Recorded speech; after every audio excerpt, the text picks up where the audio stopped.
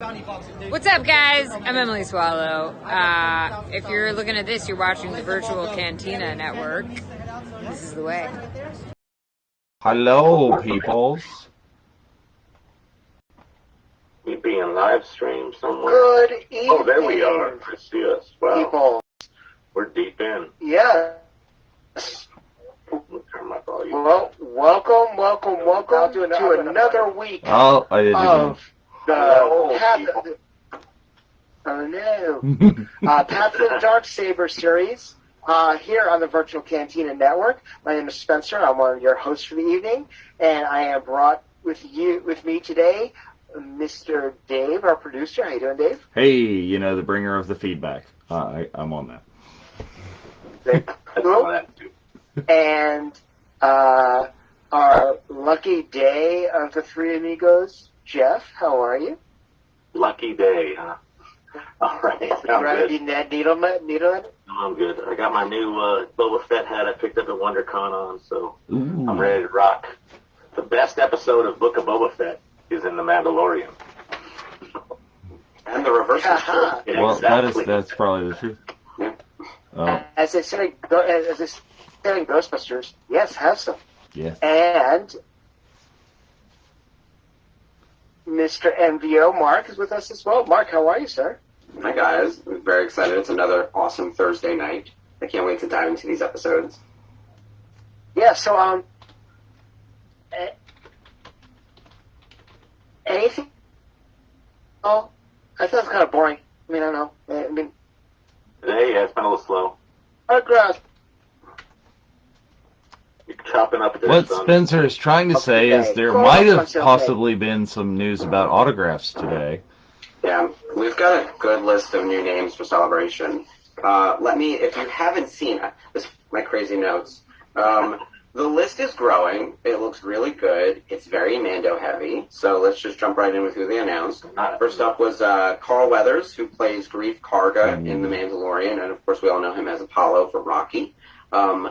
He is an expensive signer, and I think there's actually a premium for like boxer shorts and stuff like that. But So I think that from what I saw in his details is he's not doing anything that's not flat this time. Not even for an extra fee. Gotcha. So that's usually been a thing in his shows. So I haven't read all the fine print yet. So good note to everyone out there. I know they just published autographs are on sale now. That's actually the other big piece of news. So aside from the extra guests, they announced they're actually on sale now. So you can go to the site, you can see the prices, there's send-ins, and you can see the autograph or the photos selection for the autographs. At least what they currently have. So there's a lot of information. Good ones too. Yeah, Anthony Daniels has some gorgeous photos. So there's some cool stuff up there as well. It has fantastic animation all the way through the entire saga. He's in everything. And is that just on the pre-order site? Think about this with Anthony. Those will be table pictures as well, I'm pretty sure. But think about this. Finally going to be able to sign Rise stuff. Yeah. Some great Rise photos. So Yep. Just a reminder, awesome. like 2019 Celebration was in April. The movie had not come out yet. So we weren't able to bring any of the F9 signers or actors, and we didn't have any F9 content for them to sign, and there was no Mandalorian. So all of this is really new Celebration-wise. So even though a lot of these actors have done other conventions between now and then, this will be their first Celebration. So this is Carl Weathers' first Celebration. And continuing in that vein, Emily Swallow was also announced. This will be her first Celebration. That's the Armorer. You hear me talk a lot of smack about her character on this show. She's delightful. I do want to see the Armorer get hers, though, in the end. So she'll be there. She's also a Book of Boba Fett. So if you're looking at cast pieces, it's a Book of Boba Fett situation and a Mando situation. And, of course, that action figure looks really cool, too. Also from Mando is Katie Sakhoff, who we brought in 2019, back when she was still just in Rebels and Clone Wars. So now she's in 3 different parts of the saga. That's Katie Sakhoff, of course, our character is Bo-Katan Kryze. D. Bradley Baker, who I also brought in 2019. He's in everything. Clone Wars, Rebels, Bad Batch. He is everything. He's awesome. Bad Batch. He does all of the Bad Batch characters, basically. And along with him, Michelle Ang, who I know you were very excited about, Spencer. Omega from Bad Batch. Omega. Yep. Omega. Yeah. So very cool that she's going to be there. So 2 animated characters so far, plus Ahsoka with Ashley Eckstein. And then the other 2, some returning old-time favorites. Dickie Beer, who is one of the OG Boba Fett's from Return of the Jedi. Obviously, Jeremy is no longer with us, so I'm glad that we have some OG representation for Boba Fett. And then Amy Allen, continuing their celebration of Episode 2, Attack of the Clones. She plays Jedi Isla Secura. And she signed for Top Slot, as did Dickie Beer. So these are all great, across the board, great people. I like all these people, and I'm excited that all of them are going to be there to, like, this is your time to start a cast piece for Mando if you haven't already. Like, it's coming together. Nice. Now, having put together the autograph hall for 2019, I mean, some of these names that you have right there, were these some of the names that you wanted to bring in for 2020 if that would have happened? Oh, for sure. These are all people that you can see from the list.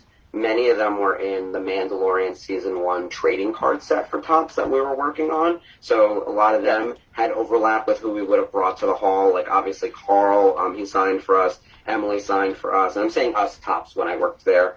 But going back to some of the other people on the list, like Omid Abtahi, who announced a week ago, he was the first signer that we actually got for The Mandalorian. He was our kickoff when we started, like, the individual autographs as the show was coming out weekly. That was a whole process we were doing with that, the Topps Now cards that were associated with the show. And I'm friends with his agent, Lainey. She's fantastic. He was on my list of people to bring. We had Giancarlo, obviously Daniel Logan. You got to bring him to everything. And now that he's in Book of Boba Fett, even more so. So, I'm loving the way this is coming together. And there are a lot of people on here that were on my list as well. The only one that I wouldn't have known about, Carrie or Michelle, because they were from new content streams that hadn't started yet by the time, in 2020. Right. So, yeah, so some great stuff with there as far as that. Remember, right now you can everybody that was sold out a couple of hours ago are back up again. So if you're looking for those names, you can purchase them now, autographs, photo ops. Here's something to keep in mind. We get a lot of comments from people is, first and foremost, the one great thing about Epic Ops is as soon as the schedule for Celebration comes up there, they allowed you to manipulate your schedule a little bit to see what times were available around what panels you may potentially be trying to go to. Also, I'm pretty sure that what they'll do, for example, if you're going to get a D. Bradley Baker and you want to do a cast photo op for Bad Batch, you could do an add-on later on with Michelle, because they'll probably a panel being hosted by David Collins, which is fantastic. Saturday, a Mandalorian Season 3, which is absolutely incredible. And the predictable panel, kickoff panel, is going to be a D+ Superfest with Kenobi stuff, which is incredible. We all predicted that going in with, moving Kenobi to Friday, that something was going to probably happen Thursday as a lead-in. So there you go. We got a lot of great stuff, great panels, great autographs, great photo ops. Get your stuff now, because as you can see, yeah, I know how much after that. Apparently, I think the gist of that is if they're going to sell out in the first, less than 12 hours, they're going to sell out. Even if they add some more, probably going to sell out before the end of May. And here's something else I also saw as well, is that Ashley's regular con price is $100 with a $20 upcharge for $125. Right there alone, it's saying to me you get the premium up top. Now, I'm not confirmed there, but that's just what my mentality is that you're going to get the premium with them, and it's going to be subjective whether or not they'll be able to do quotes or not. But with Ashley's case, if you're asking for something like I Am No Jedi, which is in all of Rebels and all Clone Wars. I just absolutely adore that line. I actually got her to sign that when I met you, Mark, at New York Comic Con 2018, when she did the 50 free signers at the open con that day. I was one of the first. I was with Frank. Got her to write that. She's like, "Oh my God, not many people asked for that." Like, it's an incredible line. Why not? I know. But One of my favorite all-time moments in all Star Wars. I'd probably say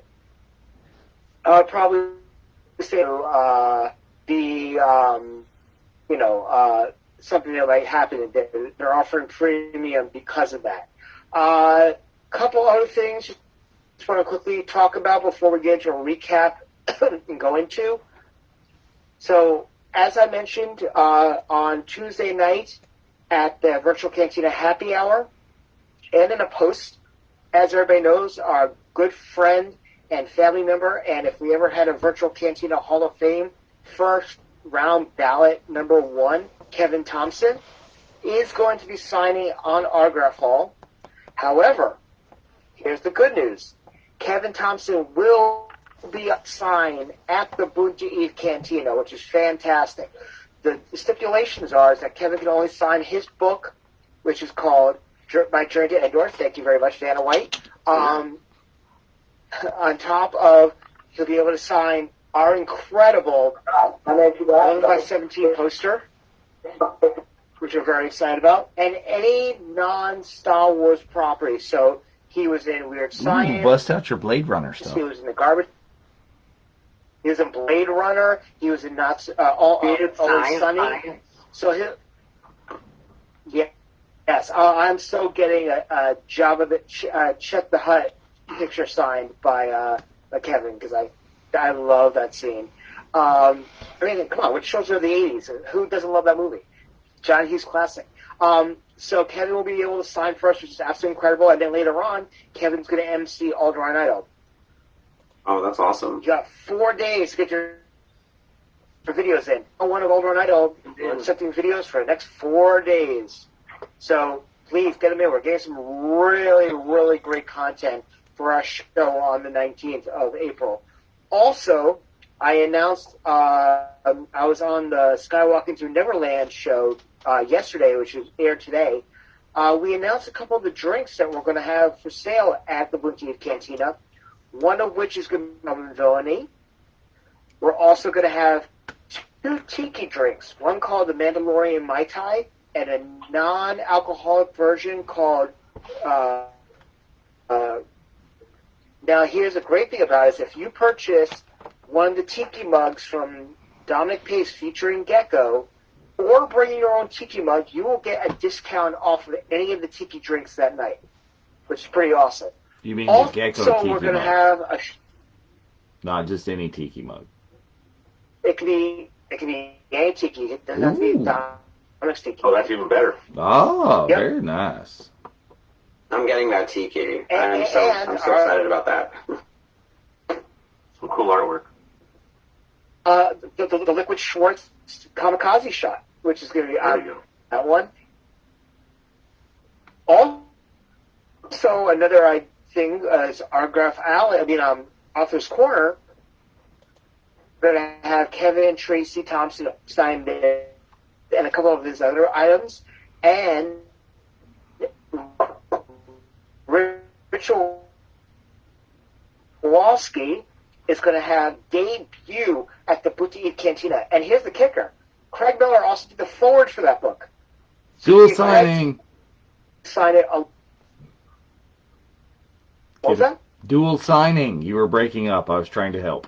Yes. I'm filling the gaps. Thank you very much. Yes.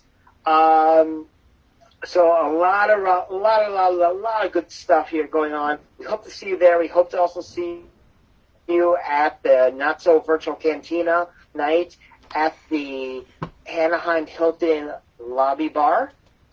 Jeff put up some great pictures of the bar yesterday, and I think we're taking it over, which is going to be pretty awesome.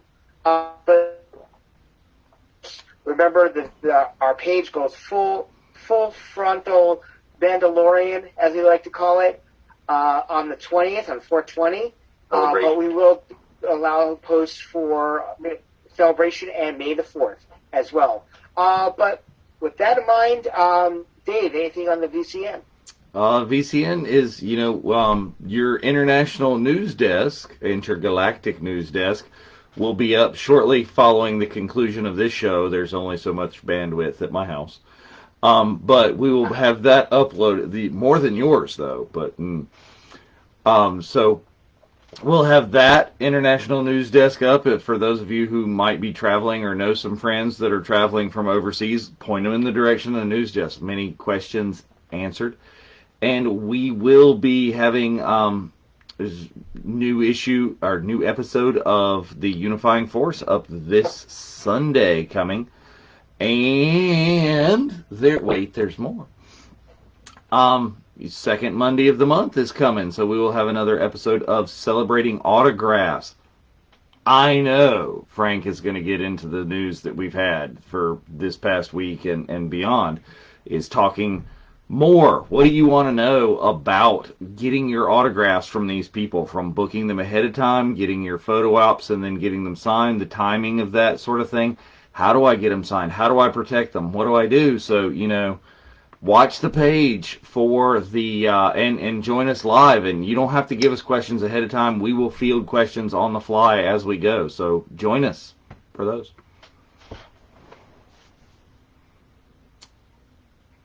Spencer. Frozy Frozer. Spencer. Oh no, I lost him. He gone. Carbonated. Oh, he disappeared. Boom! Carbonated. Just right there. He'll be back. Yes. He's got the worst internet in the galaxy. That's the problem. He truly does. So I'm very excited about Frank's show coming back, because that's one I always tuned into, especially when I was at Tops, and I was a guest on that a couple times, including earlier this year. So I'm excited to see what he's going to talk about next. People used to ask me all the time, like, how do you store your autographs? How do you protect them? How do you carry them around with you? Yeah, I love that stuff, because I always have like a carrying case with me with plastic sleeves, and I would have the penny sleeves and a hard sleeve, and then a book to like carry over. I was like a lunatic. Right. And then of course now they're just like sitting in bookshelves. Not a lot of them are displayed. But I also know a lot of people photograph their autograph or photocopy their autographs and display the copies, so the originals stay in like protected, temperature control. They don't get the UV light protection. It's like a whole thing. Everyone's got their own method for that kind of madness. Right. Yes. Also, I was about to say before I got unceremoniously booted, is next Wednesday on the VCN, we have the first edition of that Star Wars Funko show, which is going to be really, really, really fun. Nice. that was. Welcome back, those who are now joining us again. We've got a few people back on. I just want to remind people, we're going to be watching Season 2, Chapters 14 and 16 tonight. So that's Season 2, Mandalorian, Chapters 14 and 16. And back to you, Mark. All right, great. So yeah, Mandalorian Season 2 is a wild ride, and the main premise is to get Grogu back to the Jedi. That's the directive that the Armorer gave Din Djarin at the end of Season 1. So it first leads him to Tatooine, because he doesn't know where to find a Jedi. He doesn't know what a Jedi is. So he's looking for other Mandalorians. So he goes. This is how we get there. He lands on Tatooine, and he meets Cobb Vanth, who is wearing the Boba Fett armor, realizes he's not a Mandalorian, and he's like, well, that armor belongs to me. I'll be taking that now. And Cobb Vanth says, I'll give it to you if you help me destroy this crate dragon. And so they do that. He gets the armor and leaves. We find out in that closing shot that Boba Fett is still alive. Surprise. So, spoiler alert, we'll be watching him tonight. Din Djarin then goes back to Pelimoto, which is Amy Sedaris' character, and tells her, I'm still looking for more Mandalorians. She says, I know where we can find some. This frog lady over here, her home planet has Mandalorians. Just take her there with her eggs. And that's what got us to the episodes we started watching last week, where we met Bo-Katan and Axe Woves and Koska Reeves. And so we saw what happened in that episode. We find out there that Bo-Katan is on the hunt for the Darksaber, and that she knows that Gideon has it. Mando then breaks off to go find Ahsoka Tano, because remember, he's chasing a Jedi. Katie Sakhoff's character, Bo-Katan, tells him that's who you need to go find is Ahsoka. He goes to meet Ahsoka. We meet her in live action, which is kind of an amazing moment. She kicks some ass with her white lightsaber. She chops down a bunch of people. She fights the magistrate. She tells him, I'm looking for Grand Admiral Thrawn. All that happens in that amazing episode. But the most important part is she learns Grogu's name. She finds out that his name's Grogu. He lived in the temple on Coruscant. He was a youngling there and escaped the Purge somehow. We don't really know exactly how. We got a flashback of that in the Book of Boba Fett episode, but at the time we don't really know the details. She also says, I cannot train him. He's too attached to Din Djarin. She's not going to train someone with attachments. But she says, you know what, go to this magical rock and call out to other Force users and someone will find you. That's the episode we're going to watch tonight. So here's how we get from, please, the armorer, return this child to the space wizards. Now we're coming up on some magic rock. And I remember hearing that thinking, this is ridiculous. I can't wait to see where this is going to go. And this episode delivered. Boba Fett comes back. Fennec Shand comes back. Dark Troopers arrive. Moff Gideon is there. It's a big blowout fight. It's awesome. Dave, I think we're live on your personal page, not the group. Okay. No? What? On Okay. the group, aren't we? No. Oh no, it just says Dave O'Neill is live. No. Oh, gracious. All right. Share it to the Facebook page. Yeah, there you go. Yeah. That'll work. Yep. You'll get 2 chats, but whatever. All right. We're having a killer day for tech. It really is. Is that just... All right. Let's see what we can do. Autographs today broke the internet. There you go. Yeah. It was a great Hard hard brain. day. I will say, despite the tech problems that we're having tonight, this was a great news day. So it's a good day to be a Star Wars fan. The autograph hall's coming together nicely. I think the panels are shaping up to be interesting. If autographs are selling out this early, that means that there's demand there. People have been waiting 3 years for a celebration. We really thought we were going to get back-to-back celebrations with 19 and 20. And then, of course, that all went away. So I think people are eager to see each other again and do all the things. Absolutely. So We're not there yet because it's locking up when I'm trying to do it. Oh, man. Or, well, Hold how on. about I share it to the group? Yes, try that because when I try and do it as I'm getting things locked up.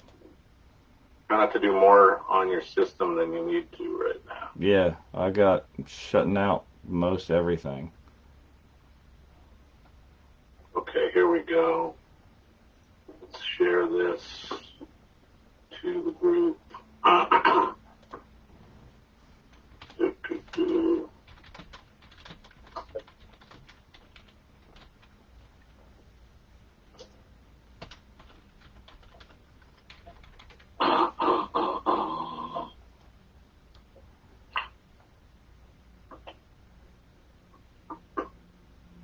Okay.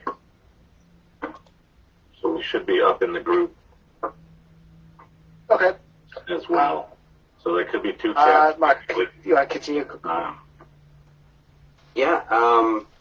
That brings us to tonight's episode. So with this, we're visiting this planet where Grogu is going to end up on the magical rock and call out to the Jedi in hopes that someone will hear his call and train him, since Ahsoka was unwilling to train baby Grogu. And this is where Gideon arrives, and we know that he has the Darksaber. We don't see Bo-Katan in this episode. We actually don't really see all that much of Gideon in this episode. There it is. But we will see a lot of the Darksaber as we get to the tail end of the episode and then into the finale, which is 2 episodes after this. And that's going to be where the big fight takes place between Din Djarin and Gideon. So right now, the Darksaber is still in the hands of Gideon, but not for long. Spoiler Very alert. awesome. Yeah. Very awesome. So, does everybody have Season 2, Chapter 14 all queued up on D+? Oh, yeah. Move this zooming out the way. Good to go.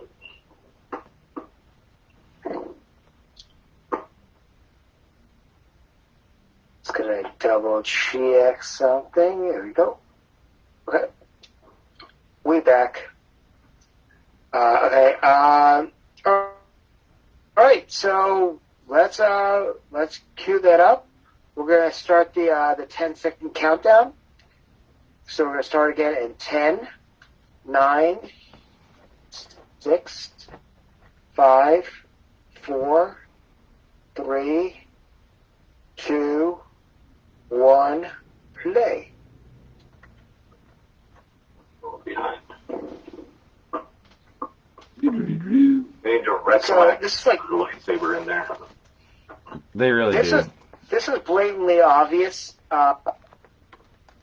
When we saw the Spurs in season 1, that we might get Fett back and might be something with Fennec shenanigans. So this is actually pretty cool that they decided to keep that going. I was hoping it was Boba Fett, but I wasn't 100% convinced. Yeah, it was kind of left open. Yeah. I assumed she was alive, too, because that would have been a really heavy stunt cast to do one episode. And I had heard rumblings that she was going to be around, so I'm glad that Fennec came back, because I think that Ming-Na Wen was the best part of the Book of Boba Fett. She's amazing. Easily. I also thought live-action Ahsoka really delivered, as sort of acting like a backdoor pilot. We knew she was going to get her own show, but that episode was incredibly well done, and I thought Rosario was very good in the role. I thought the look was spot on. It doesn't bother me that her tails weren't quite as long. The action was really well done. The white lightsabers look incredible in live action. All of that delivered.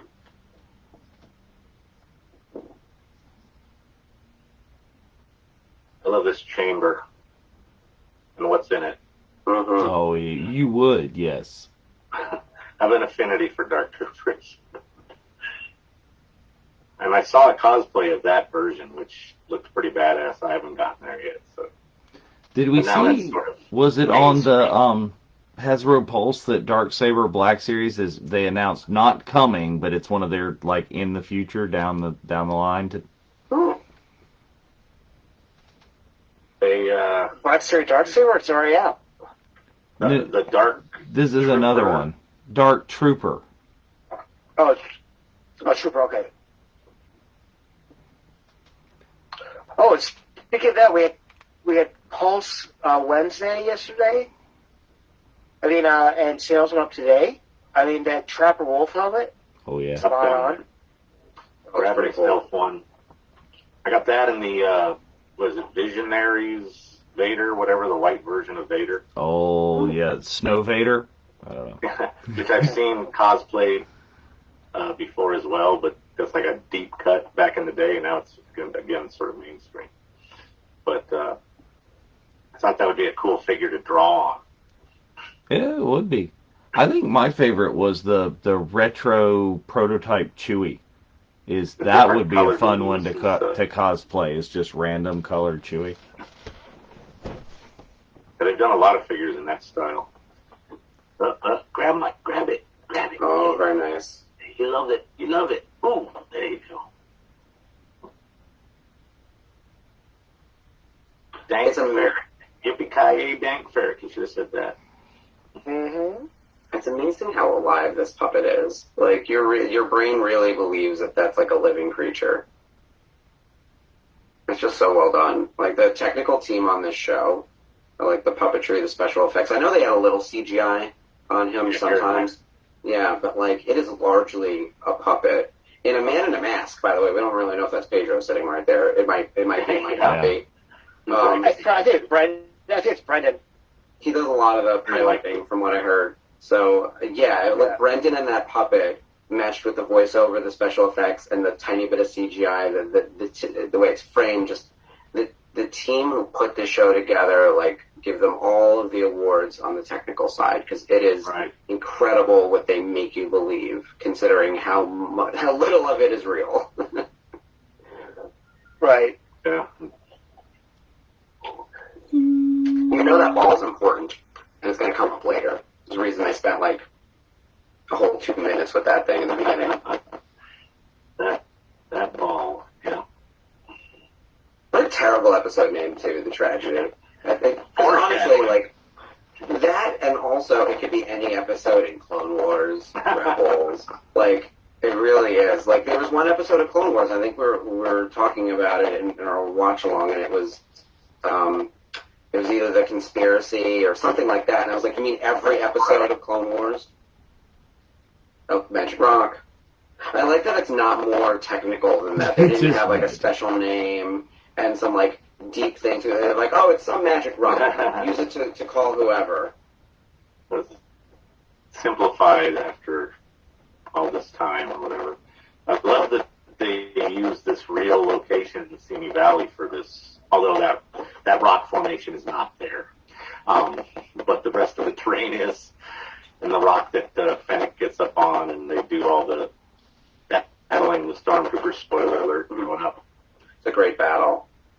Yeah, I'm sure people are. We used to do this at Tops because every now and then we'd want to know like exact locations and could we get something from that location. We never did. But like knowing the filming locations, like if this was close to a convention, you can imagine taking a little road trip out there and doing photos together. Yeah, some of them in California. Less than an hour from Celebration. Yeah, this year. This would be a cool little. Although again, you get to the top of this formation, you're not going to see any of this. So, but Right. you get the view. You get a nice hike.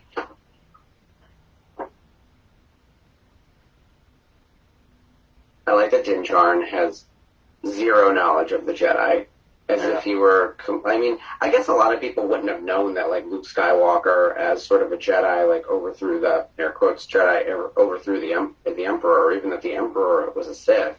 Like, Right. it's as though the Jedi were traitors 40 years ago, and they're all dead now. That's kind of the narrative, right? Yeah, it gets lost in translation over time.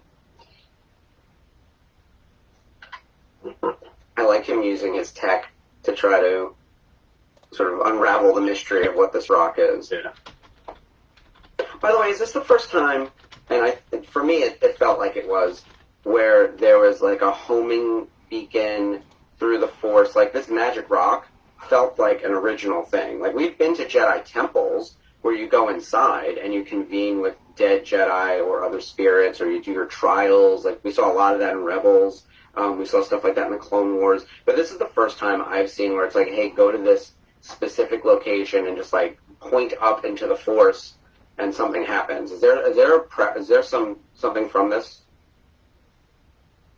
I think this is like the ruins of a temple or something like that, or a primitive temple type thing.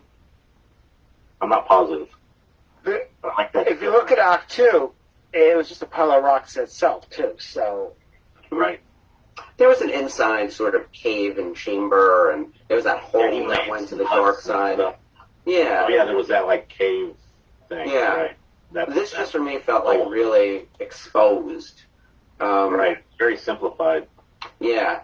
And not like anything we had seen before. Like, we've seen similar things inside the temple.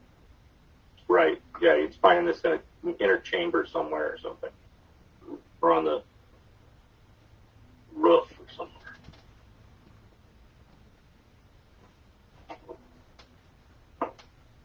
I mean, subtitles. and every one of us got Slave 1 show up in this episode. Like, we've been waiting for how long to see that ship again? Spray. It's a great ship. Great ship.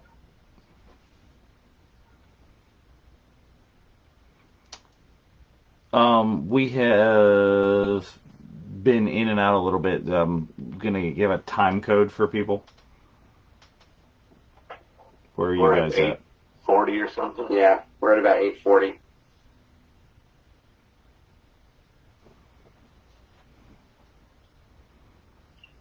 We're coming up on the best cool reveal of this season of this show.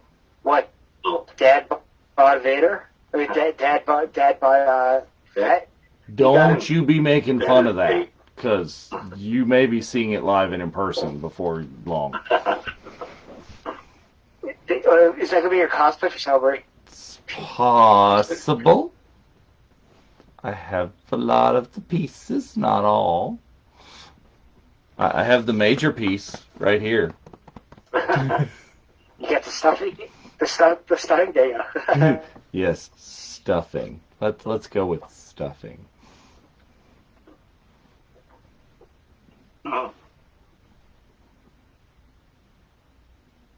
This Mando guy is like another Mandalorian not wearing a helmet. Like, at what point do you have the unpleasant realization that you're the nutty one? Well, part of this right? problem is like, that everyone, he has his helmet. So, yeah.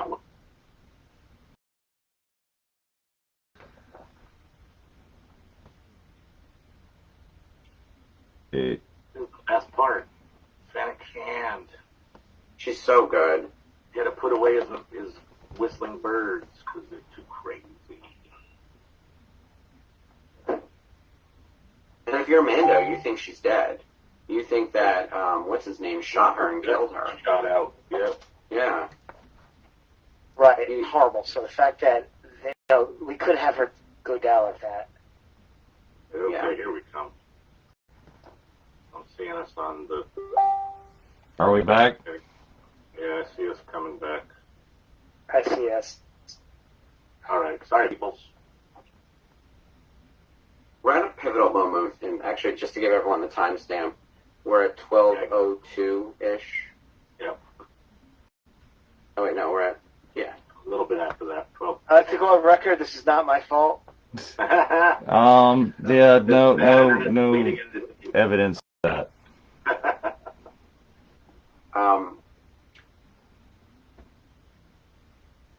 I was going to say, Fett explaining that Jango Fett is his dad. We're going to have another conversation about what it means to be Mandalorian because we find out that Jango Fett was also a foundling. And so the person we have thought for the longest time who then created the clone army wasn't born on Mandalore or maybe even in the Mandalorian system. So he still identifies as a Mandalorian. He's the Mandalorian that the fans know as being a Mandalorian. Same for Boba Fett. So your definition of what it means to be Mandalorian, it comes back into question again, which is exciting. I think it's a great conversation. Definitely. This action sequence is spectacular because we get to see everyone doing their best. Like, Fennec Shand is just an amazing sharpshooter. I love that gun, by the way. I wish we could do guns at Denuo Novo. I think we could do hits for blasters. Yeah, but like we can't just be putting assault rifles on the market. Yeah. From out in the... Bryce, I'm correct more often than not. Just for my internet goes, I can't say much. So, I love the reveal of Boba with his Tusken weapons. Yeah, that's very cool. Going out that long rifle, ready to snipe Anakin's speeder as it goes by.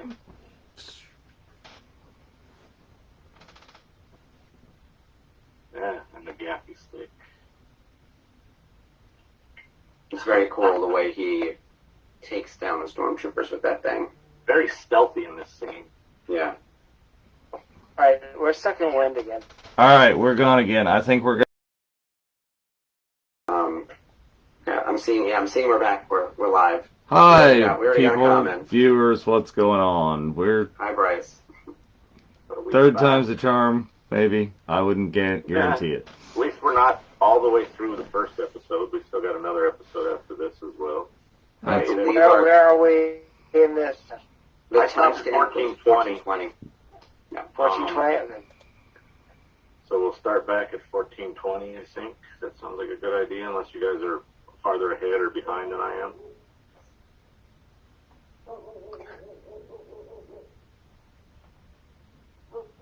Dude. Do we want to hit play on 1420? Where are we going? What are we doing? Yep. We got people in the room. People I are can there, play. starting back at 1420. So, gonna do a countdown or no? No, I just said that. Go? I'll do it. 3, 2, 1, go. Go. There we There we go. go. Because we're only off by a That couple was a crack seconds. to the face. Oh, That was Jesus. It was a great timing. Look at that. Yeah, that was amazing. It was so brutal. Welcome back, everyone. That's what it's felt like on the tech side over here. This is such a great sweeping shot. I wonder how. I know you were saying earlier that this location is in California. I'm dying to know how much of it was done here versus how much was in the volume. I think they did very little of this at all in the volume, except for like the actual on the top at the temple itself. Because I've seen photos of that with blue or green backdrops. I think it was blue. With like, there's a shot of Robert playing his guitar, singing Grogu or something. It was from the filming. But this is a giant like national park reserve type area that's basically just north of LA. And they let in Robert Rodriguez. Good Lord. He's a national treasure. He is. He actually really is. I love what he's done on the show. I'm a fan of everyone who's directed so far, across the board, especially Bryce. She might be my favorite. Oh my god. But that's like, they're all good. Even when we get to Book of Boba Fett, I know there's been some discourses, like it's rated lower on IMDb, I'll say, than The Mandalorian. But like still good. So. Oh yeah. Oh, Star Wars content. You get out of the This way. episode by itself outdoes the majority of the Boba battles in that entire series so far, the first season. I think that's why everybody was so upset about that. Because everybody thought that we were finally getting Boba like we got in this episode for an entire season. We got, we got Boba who's on AARP. So it's kind of like. I love how he finally realized where the armor actually is, and they could just go get it, when he could have just done that when he got there. He could have went straight to the armor instead of straight to the Mando. Yeah. Right. Ooh, that's Also, someone brought up in a review, that's a great backwards jump with the shot. She's so good. But if anyone missed any of the conversations we've been having, all I've been doing is singing the praises of Ming Na Wen. Absolutely. Which is my favorite part of all the things. There's a review where someone was talking about Mando Season 2 and how there's no way that Boba Fett would have allowed Cobb Vanth to have this armor the whole time, and it feels like something of a plot hole. And they never really discussed like it. he knew about it, he would have come and gotten it. Yeah. Yeah, exactly. So I'm thinking like maybe he didn't know, but he saw that Mando arrived, that Din arrived, and he was following Din. And he's like, well, let's see how this plays out. That's the only thing I could think of as like the in-universe answer. But also, like, I mean, we're doing it now. We're doing a lot of dissection and discussion, but like some people were going out of their way to find like the plot holes in these stories. I was like, just roll with it. It's fun.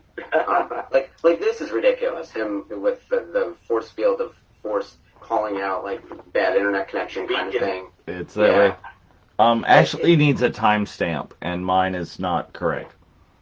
I think it's 1740-ish. I just hit 1740. Yeah. Minya is kicking Ace.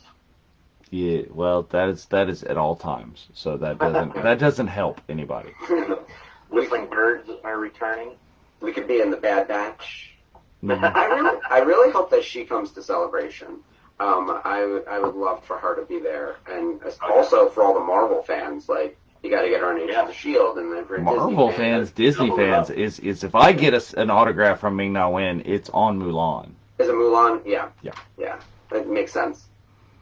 I don't know, because she's coming to Boston, and I have, there's 3 Fennec pops, plus her Agent May pop, and a couple cast pieces. And I'm kind of like, okay, this is just getting ridiculous. Yeah. Well, I mean, I know and I love, I'm already but excited for the photo op. Very cute. Mulan. And they have you also have the throne scene with her and Fett from the end of Mando Season 2 pop, which is pretty awesome. Okay. And I'm already thinking about for my photo op, I'm going to do a Agents of S.H.I.E.L.D. t-shirt with a Mandalorian hat, because I'm like, I can't choose between one or the other. I like that you have a photo op outfit planned for a guest that has not been announced yet.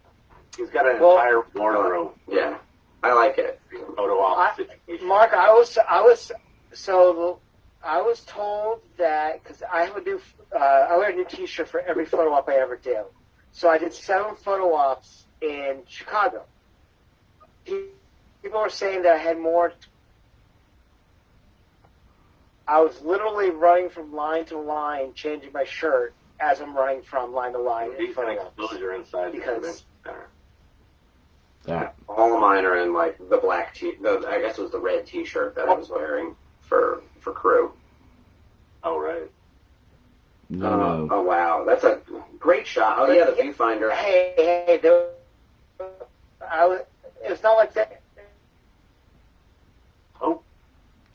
That one guy who decided to dress up in this Slayer Leia outfit. There's always one that's become a thing ever since Celebration 4. Man. I think it was the first time I saw. You guys are spoiling all my cosplays tonight. You can still do it. There's definitely been there's been a weird resurgence of Hut Slayer Leia among guys, both in the funny, I know that I look ridiculous wearing this, and then also on like the hot guy side of like, you know, how little can I wear without getting arrested? Yeah. Yeah. But the opposite, basically what the females tend to do. Yeah. There's also one guy who did the pink shorts dude with the boom mic. Right. Yeah. There's actually a group of those guys as well. Yeah. I know there was at least 3 in Chicago. There's going to be more and more of them and now with the ice cream maker. They ran with the running of the wool roll goods. Yeah. I'm excited to see that. The first time I saw it, I was like blown away. Oh, here we go. This is Death Troopers. Not Death Troopers. Dark Troopers. Dark Dark Troopers. Troopers. Yeah. Death Troopers are holding. Go well with the Darksaber. All right, folks. We're all over the place today, so sorry about that, folks. Yeah. Hang in with it. Okay. We just It's a chaotic day. We just asked the bed again too. We're still live, so that's good. I'm seeing. Are we having intermittent connection issues? It looks like it. Snatch and grab. What's up with that? Yeah, they kidnapped Grogu, which is terrible. But not unexpected. He was left alone, and the force field came down once he passed out. Top of a giant rock. Yeah. And obviously these guys are bringing him to Gideon, but no one knows where Gideon is. Yeah, looks like we are having more connectivity issues. Ah, nuts. Dave, I don't think. Yeah, now it just the internet connection went sideways, but This is no fun. no. Should we just call it a night? Hang Or on. try again, or you think Let's just see how it goes. Because it looks like it's back to relative. Yeah, it's playing. It's just it was like it was stalling on my side. It wasn't even giving me that message about the video being interrupted. So. Hi, people. We're trying. It's It crazy. seems like it's lagging. Dave's. I'm thinking.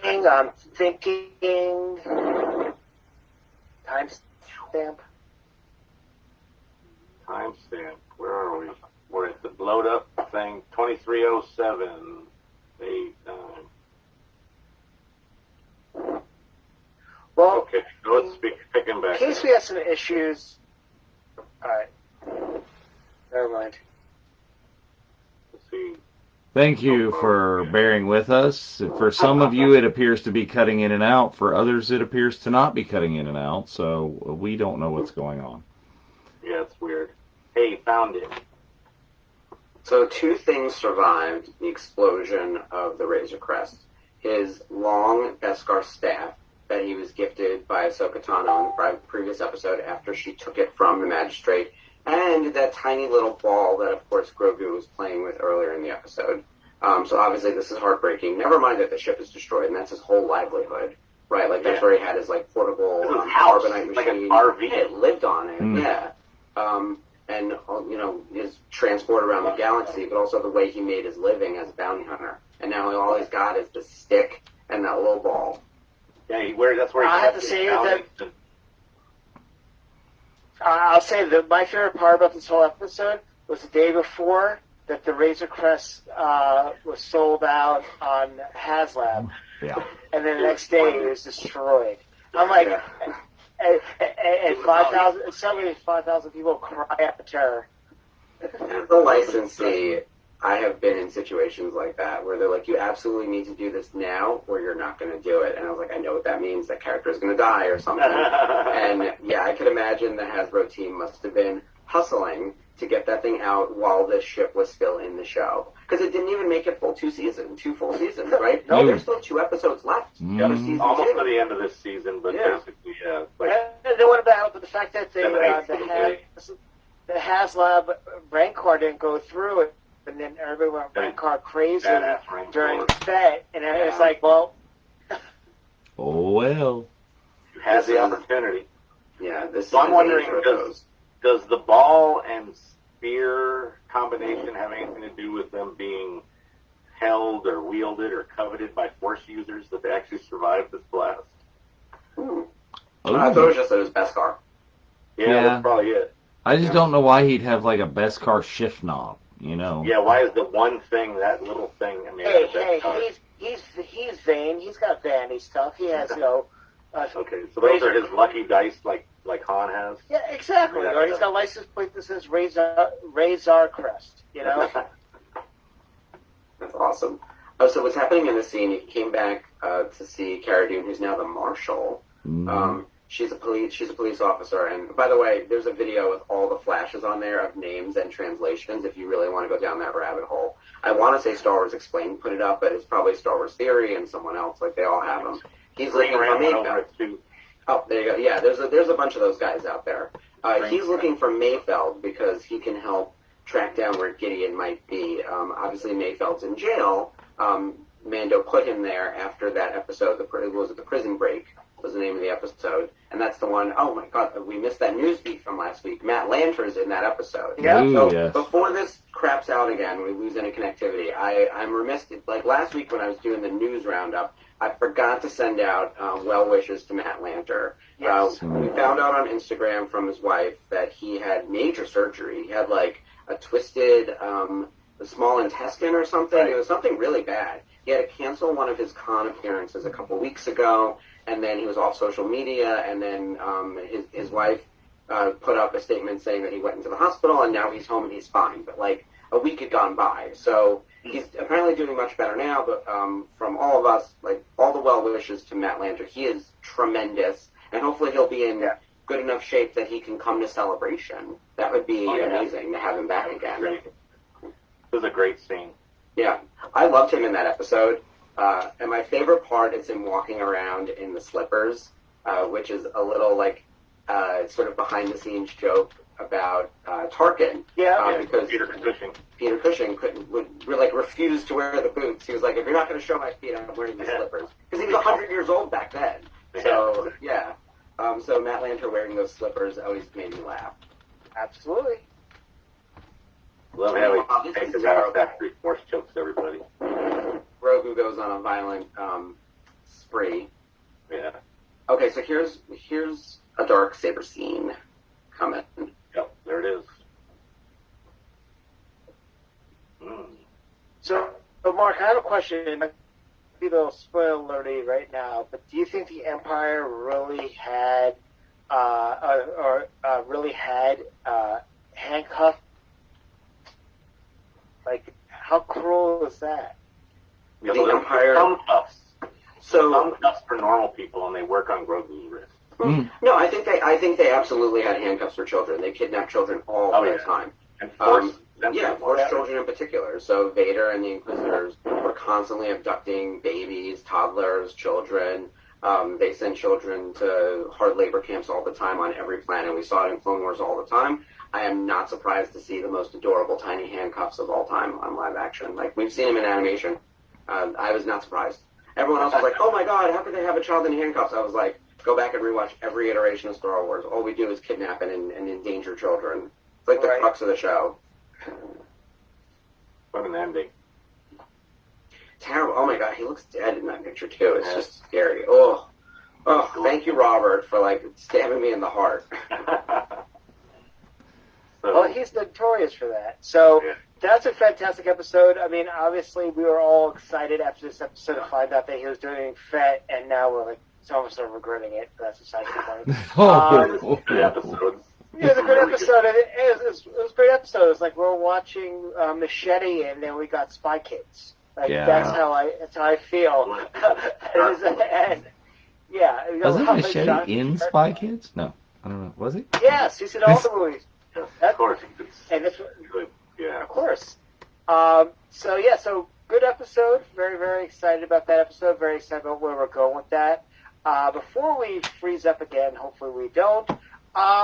Let's do our usual. It's become a cult classic, I think, at this point. People actually ask for it. We're going with the Rubies rollout. Mark, tell us what's new in De Novo. So 2 pieces of news. One, aside from the fact that I forgot to mention Matt Lanter last week, I made another mistake. I made 2 mistakes. One, I thought this was our final episode because my calendar is off. It's really 2 weeks from now, but on top of that, my calendar was off for De Novo. We have a gigantic reveal happening next week, not this week. So, if anyone visited the De Novo website on Monday and thought that our gigantic reveal was Stormtrooper Pauldrons, that's a little bit, right? That's a great accessory. I think they're awesome. I was wondering, but you had said it wasn't a Star Wars thing necessarily, so I was like, is this the thing? So it's really happening on Monday, I promise. But that was very embarrassing because I was like, oh man, I was off on a few things. So next week we're going to have something really, really big to announce. But this week we announced Stormtrooper Pauldrons, which are very cool. They're leather in a ABS plastic covering. Right? You actually saw some in the episode we just watched. You saw the red one, which is the officer pauldron. Right. We also have white for the squad leader and then black for the sergeant. And those fit with the First Order Stormtroopers, but they also work on the classic. So very cool accessory. Those are out now. And our big news that we announced today, along with all of the other Celebration news, is that De Novo will officially be at Celebration. So, yes, we have a booth. Woo. Yes, we will be there. Yes, I will have product. Yes, I will be there personally. But we can't reveal any other details yet. I am going to be able to tell you a lot more about that after May the 4th. So about a month from now, in the month leading up to Celebration, we'll be able to announce our booth number, all the plans, all those details, and I'll be able to do interviews, podcasts, anything like that. And if anyone is listening that wants to do a video walkthrough of the booth or schedule an interview or anything, you can email me now and we can start booking that to set up our time. So can I ask a question right now? Of course. Okay, so our executive producers are actually, oh my God, they're on the screen right now and they're going to be recording, videoing, and doing interviews from the floor. Can we schedule a walkthrough now? I mean, they're here. They can.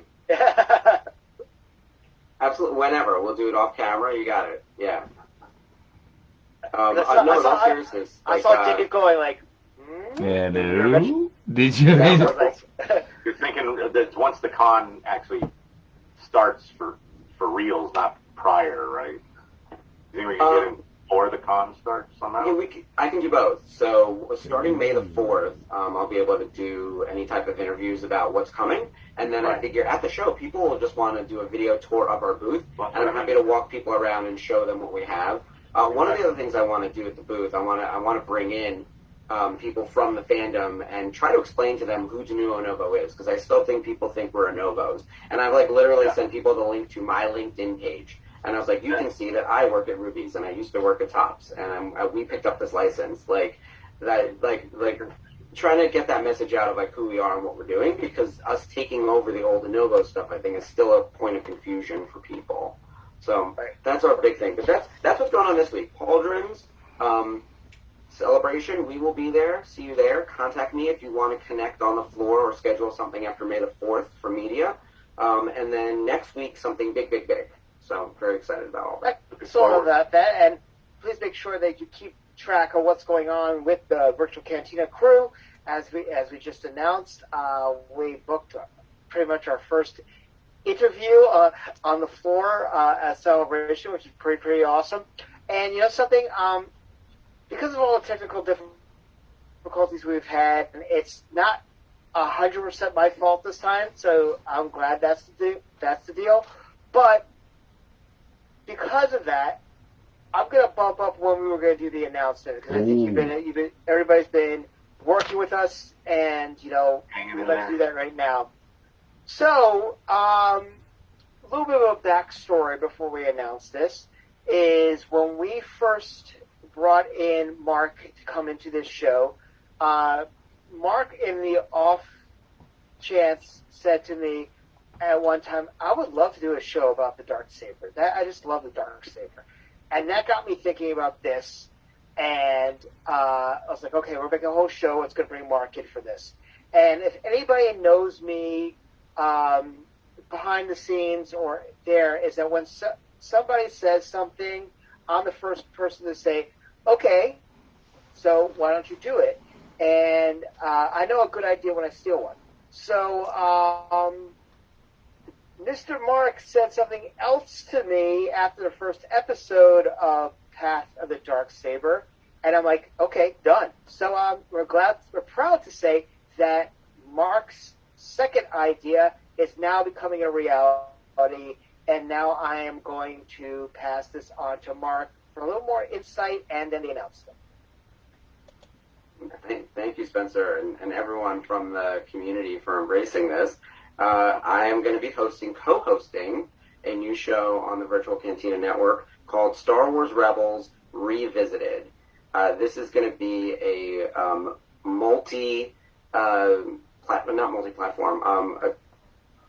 an experience that's not just watch-alongs, but we're going to handle multiple forms of content. So I'm going to have a co-host, Ashley Brienzo. You probably see her in the chat right now, so congratulations, Ashley, if you see her down in the comments.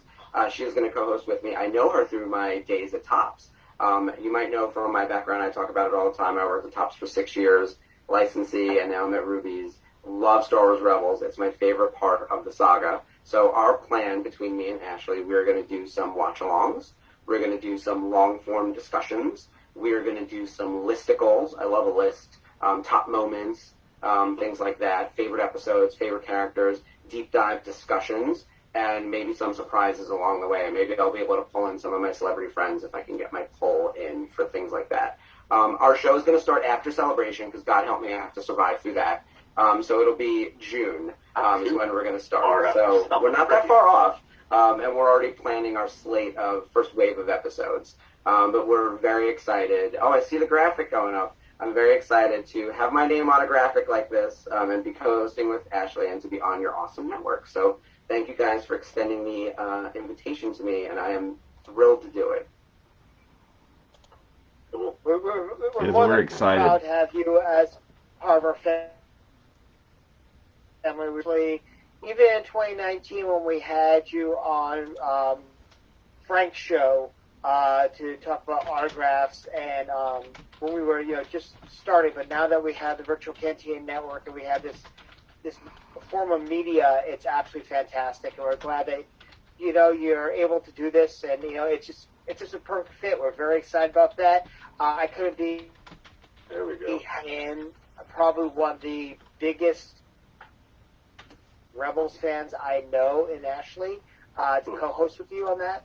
So I think you guys are going to have a fantastic dynamic, and behind the scenes with that is going to be great. So please keep track of your schedules. Looking forward to everything that's going on with Virtual Cantina Network. Also, we did announce that when we finish Path of the Darksaber, we have a new show called Finding Kenobi, which will be, I almost want to say con, but we don't have to track here on the Virtual Cantina Network. Dude, who are you kidding? Yes, we do. You're totally hot to track. Okay, the office chat's like blowing up my computer right now. But it's going to be a great show with all the lead up towards Kenobi at Celebration Weekend. And we're going to be welcoming back our admin extraordinaire and autographed us for that show as well. So that's going to be great. Kenobi is Frank's favorite character of all time. Right about that? And his missing of Ewan doesn't go 0 for 3. And Yeah, that would suck. Yeah. We don't need Frank going 0 for 3 with you. No, that's not going to go well. It's just not going to be a good sign. No. That's like But another one of also, our friends Dave and this Mitchell's person doing right the here. Show. Yep. There you go. Ooh. But I'm very, very excited about that. And also, as Dave mentioned, on Monday, we're going to get the Celebration Edition, the first real Celebration Edition of Celebrating Autographs, which is going to be absolutely fantastic this coming Monday. So if you have questions, please put them up on the chat. Not So Virtual Cantina on Tuesday the 24th of May, as well as the big Boot to Eve Cantina Bash at Biggs in Fullerton on the 25th. It is going to be the kickoff event. You do not the only event out there that's free. It's free to come to our event. So please come. And also, bring your Padawans. Under 21 and kids are allowed from 4 to 8 during the autograph session. No other event out there is allowing that to happen. To the Boot to Eve Cantina. We'd love to see you there. We're all going to be there. You can get autographs from everybody in the group, from Jeff, from Dave, from Mark. It's absolutely awesome. These are autographs you want to have. So Can I get this autographed? No action figures. That's $300 more. Do I look like Action Jackson to you? Black. Zach Jackson. Yeah. Yes. And as there's been an announcement that the Flat Lord of the Sith will be there at the Boot to Eve Cantina. I actually had to explain to the Skywalkers yesterday on the show who Flat Stanley was. Like, they didn't know who he was. I'm like, how could you not know who Flat Stanley is? I mean, I can understand if you don't know who Flat Spencer is, but seriously. But yes, the Flat Lord of Sith will be there, and it's going to be a great time. So with that, and no further ado, let's queue up Chapter 16. Oh, good night, Bryce. Oh, before we do that, there's a question. Who's the people that you think that you would wish to come to Celebration? Oh, yeah. Who's on your list? I would say at the top of my list, obviously, first and foremost, I'm going to have to say Mark Hamill. I'm going to have to say that. He's the one who people want the most. I want to be there. I want, in California, whatever happened in 2017 and the rumors and everything of that nature, the fact that Anthony is on the floor here, I mean, I think there's a good possibility that it's possible to be there, especially with official picks running everything. And it's not a shot at tops or anything of that nature, but that's the first thing that screams to me that is a possibility right off the bat, especially with Anthony. Different relationship. Yeah, I've known them for years. Yep, absolutely, and I think Ben is his agent too, so that kind of. I wasn't sure if that was still the case, but yeah, certainly. Mark Hamill is certainly possible, and actually has done a ton of these in the past. And if you think about like the buckets of would love to have them and they're probable, he fits into it. Whereas like when I was thinking names, I was like Natalie Portman and Harrison Ford. They're impossible, and you never get them. Harrison Ford, you can do send-ins with. He does a few a year usually, but Natalie doesn't do anything. I would like if I could pick one person, it would be Natalie, because she's probably the one that's missing on most people's major pieces, who has literally every other person in the saga. Absolutely. Harrison Ford you could send in and solve for, I mean, Natalie's done one private signing, which I was able to get a piece for that. And the thing is that I would say, honestly, in this day and age, she's back in contract with the Mouse House. It's very possible. I mean, with Thor coming out, I mean, the one thing, if you noticed when you guys we're supposed to bring in Rez Ahmed for 2019, his price jumped considerably because Venom just came out and he was the main villain. I mean, that was the only thing that justified that price, at least in my mind.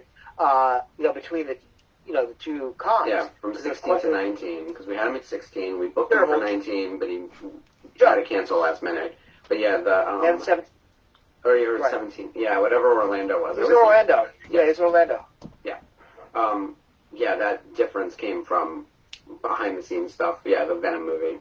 Yeah. Yep. But I would say that we know that they're doing a lot of Kenobi stuff, and if the premieres happen there, the odds of Ewan doing something and has not done a con before is pretty good, especially with 20th of Clones right off the bat right there. Kelly Marie Tran. Yeah. She won't do a public. I'll tell you now. I did a private signing with her. One of the last things I did at Topps, actually, it was January or February of 2020, right before the world shut down.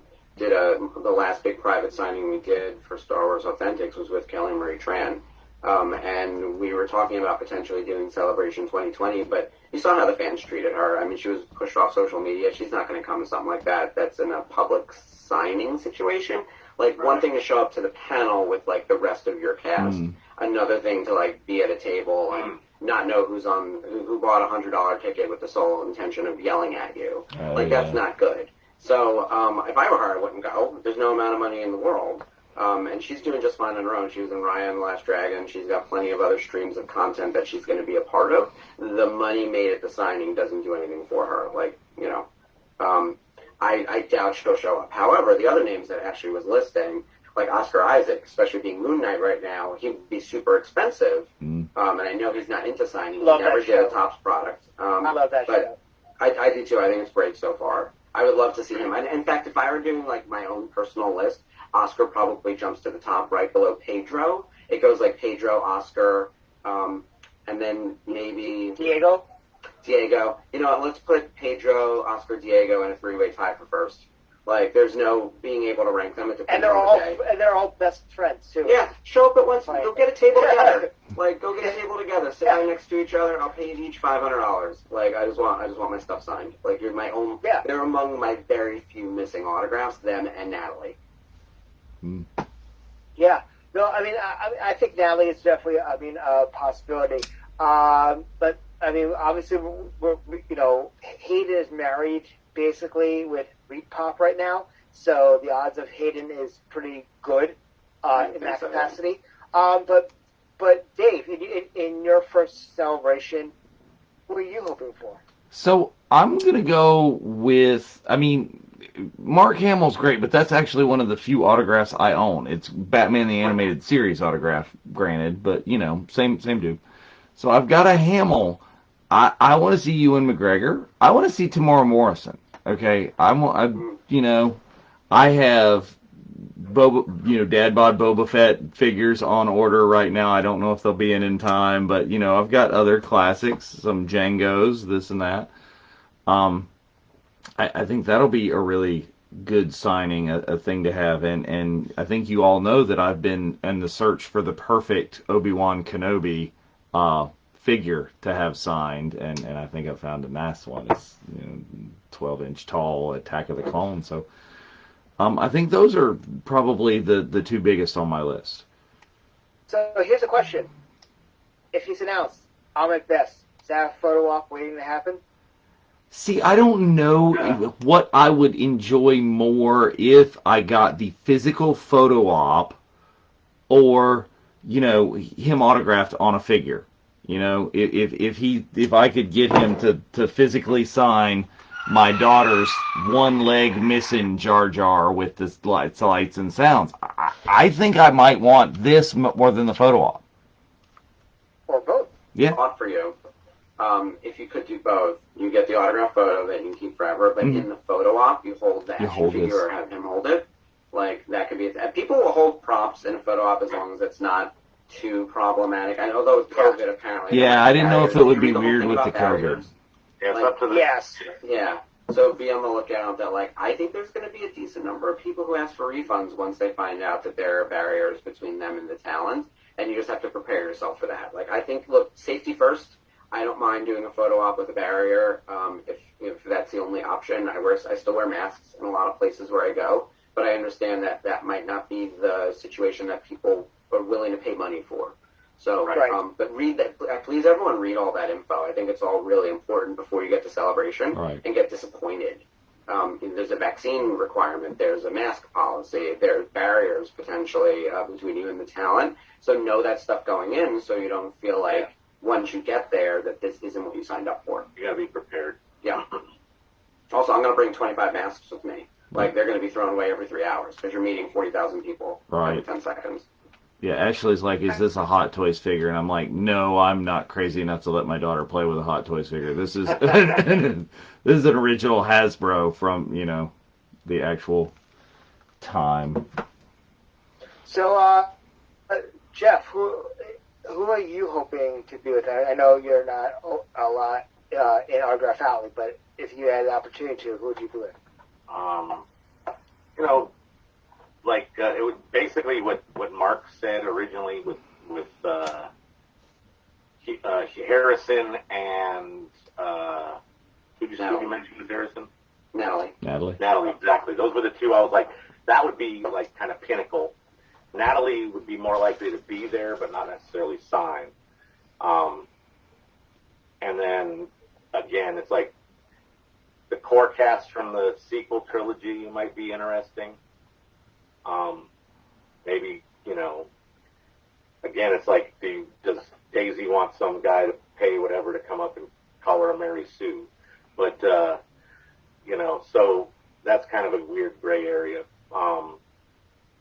Favreau, but again, directors aren't gonna do. You never know. And I thought what you're gonna say that is the ult would be Favreau and Filoni. If they did one day of signings, I think that they would sell out instantaneously because everybody has a number of Filoni stuff that needs to get signed, whether it's Chopper figures or cat. But look at the career of Favreau. Right. Doing replacements, all umpteen stuff to get done by Favreau. So I think if they had one day, the two of them, they would sell out. They would sell out instantaneously. Absolutely. Yeah. I want to say Dave Filoni in 2016 or 17 did a VIP charity thing. Yeah. And I ended up in the green room. I had him sign my Rebels poster, so I was able to get him only because I was working the show and he was in the green room. And I had to gush over him, by the way. And I got a photo with Filoni. I told him I was like, Rebels is my favorite part of the saga. You have no idea. Thank you so much for allowing all your talent to be here and doing such a good job with the show. I sort of fanboyed. He was the only person I really fanboyed out on. Everyone else, I was very cool and composed, and I had signed deals with them. I was in contract negotiation, and then he showed up without warning. And I was like, oh my God, it's Dave Filoni. You would have thought that Harrison Ford walked in, and so it was very that for me. But I understand that a lot of people want him to sign, and he just doesn't like taking people's money. But he has a great charity where he does the Wolf Sanctuary thing, and that's how we got him to sign Top. Yeah, exactly. Yeah. I've seen him on the floor at a handful of celebrations. He's very cool. I've gotten photos with him before, and obviously I showed one a second ago. But I would like to see some other members of the Mandalorian cast that maybe not, some aren't known or weren't in it very long. Brian Posehn played as a comedian that played a character at the very beginning of the first episode. Oh, yes. Horatio Sands' character was amazing. He is under some legal scrutiny at the moment. But Brian Posehn, other characters, Pelly. Yeah, Amy Sedaris. I would lose my mind again because I've loved her for years. If she's doing a show here, I need to try to go see. I think her husband. I gotta check it out. Yeah, so I think she would Paul. Oh yeah, Paul would be great. Vera. He would. Oh right. Paul would be great. He does well. He would be fantastic. Your eye candy Matt, the guy who was the double for Luke. Yeah. Right. Yeah, you'd be happy. I will with see that. him from across the hall. Like, that's him. Yes, this is zoom in just like that. Like everyone's got their dog. I was like, no, I see him. Don't worry. Oh, by the way, and people forget season 1 now. It's gone by. The woman who played Amara, who's in that one episode. Julian Jones. The Prison Break episode has a lot of great people. Mark Boone Jr. and then Natalia Tena. Natalia Tena is probably best known for Harry Potter. So she's done the con circuit and has autographs in the market. Clancy Brown. He won't go to anything or sign anything, though. You know how he is. Like, and same with Bill Burr. Yeah. Bill Burr gets paid Bill $1 Burr million was to do an hour-long comedy set. He's not coming to a signing. Like, right. And I love the fact that he used to crap all over Star Wars until he got a Lucasfilm paycheck, and he was like, oh, we love it now. Do that, and these guys don't actually there. So there's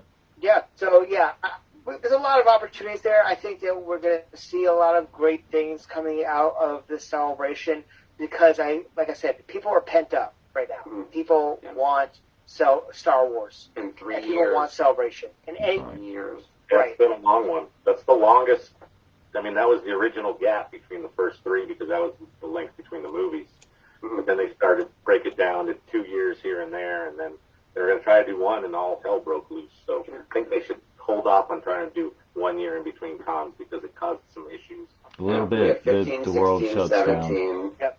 What was it? 15, 16, 17, 19, and now 16 was in Europe, right? Yeah. That was the one in London. I keep thinking Orlando was 16, but it was 17. No, it was 17. And that for me is like, and it was 10 and 12 as well. Because that was my first one. Yeah.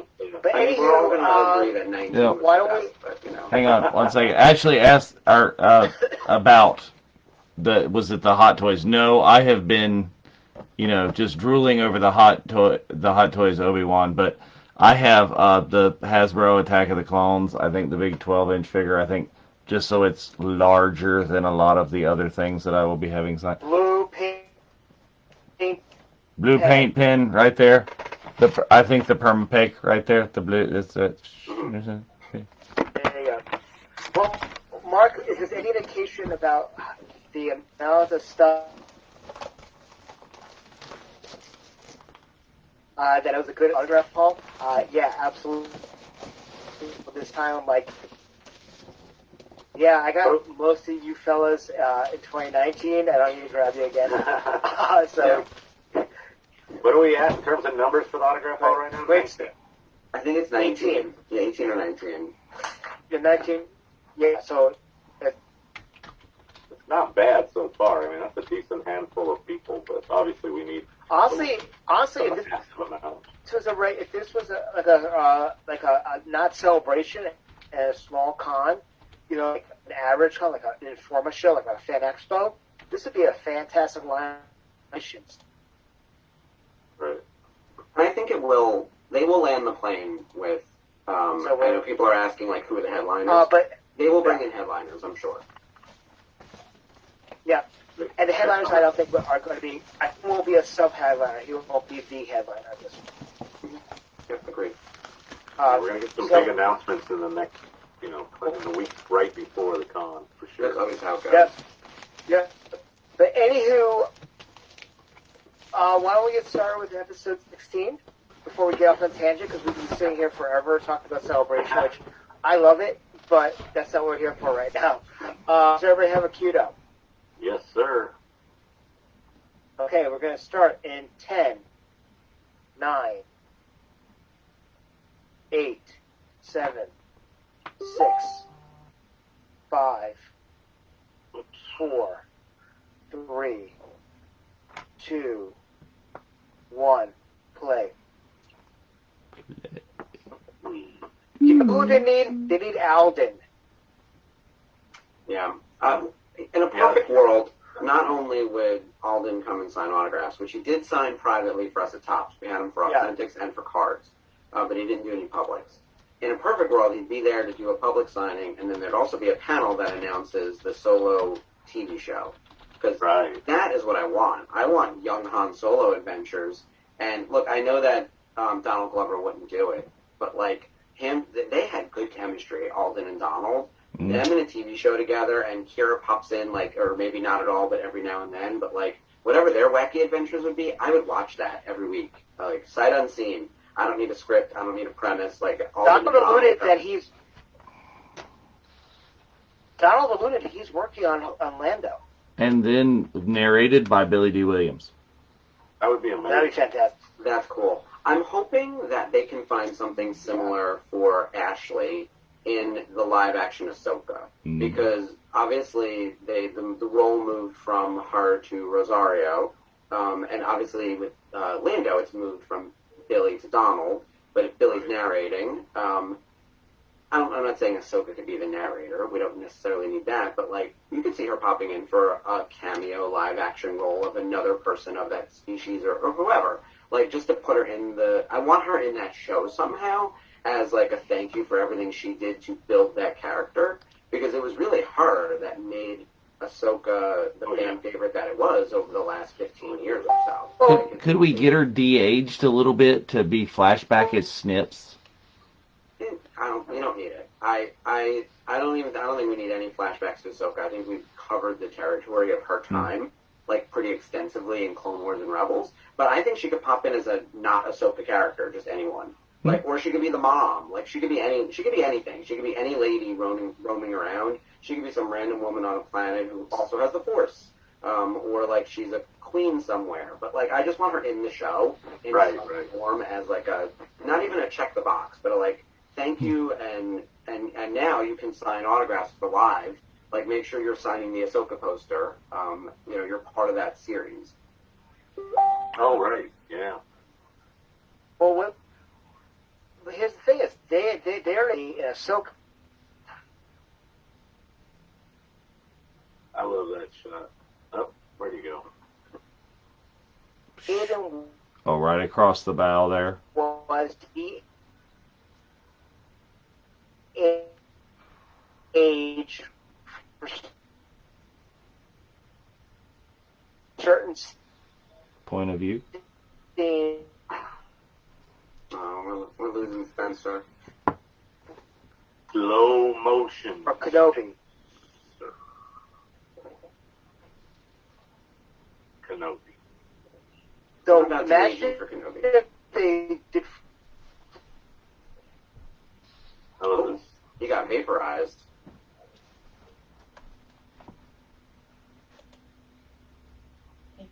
So Ivory. He's still Flashback. trying.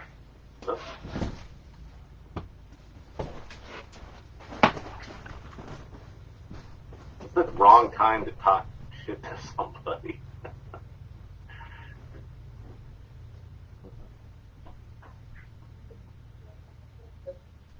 You want to be more easygoing here. Oops, he disappeared. Oh, and we lost Dave too. He jumped out of the seat.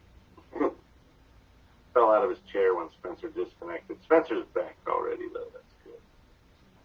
Haha. Almost shot his ear off. The tech problems abound, because now my episode is freezing up. What's your timestamp? We just hit the title. Try out. 425. Awesome. Thanks. Oh, Spencer's audio's back. Sort of. I love the Razor Quest. I love Slave 1. Or, as they like to refer to now. What's that? Spencer is still trying to de-age. I was saying that de-aging Hayden, so why not? Yeah. Bring in Ashley to play Ahsoka in the flashback scenes of Clone Wars. If you're thinking that Ashley or even Rosario, or that there's going to be a live-action Ahsoka in the Obi-Wan Kenobi show, that's an interesting thought. Because, like, I hadn't really thought about that too much. I figured the Obi-Wan Kenobi show is going to really focus on, like, young Hayden, or young Anakin with Hayden de-aged, and obviously Ewan de-aged around the same thing. It's really about them, but I wouldn't be mad at seeing a live-action Ahsoka mixed in there as well. And you could use either of those actresses at that point. I bet you these people in this bar are really confused by how many Mandalorians they're seeing at this moment. Yeah, especially when Some of them are running out. they're like, no, this can't be good. Especially like please. they're an endangered species. There aren't that many Mandalorians roaming the galaxy. And that many in the wild has got to be like a very freak thing.